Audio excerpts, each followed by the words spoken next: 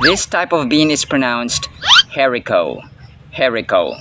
Ang haricot bean mga sombreros ay isang uri ng halamang gulay na ang itsura po ay nakita niyo sa inyong screen. That's haricot bean. At ito ang konting kalamang dapat na alam mo. Alam niyo ba mga sombreros na mga palaka ay sa balat nila sila humihinga? Kabilang nga rito mga sombreros ang ating giant Philippine frog or Mindanao fang frog na may scientific name na Limnonectes magnus ay humihinga maliban sa kanilang baga mga sombreros ay sa pamamagitan ng kanilang mga skin or balat mga sombreros, kung kaya kinakailangang moist or mamasa-masa ang mga balat nila mga sombreros most of the time.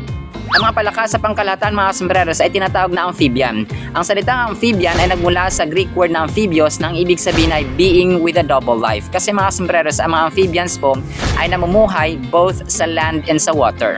At yan ang konting kalamang dapat na alam mo. Mula rito sa Davao del Norte, ito po yung hamak na lingkod ko, Sombrerong Dennis, na nagsasabing ang buhay ay mas lalo nagiging masaya, mas lalo nagiging puno ng faith, hope, and love pag si Lord Jesus Christ ang ating Panginoon, tagapagligtas at pag-asa. Muli po, maraming salamat mga Sombrerong sa sumasama sa journey ng learning, ng wisdom, ng knowledge. See you sa next segment, Pastor Sen pa. Alam po.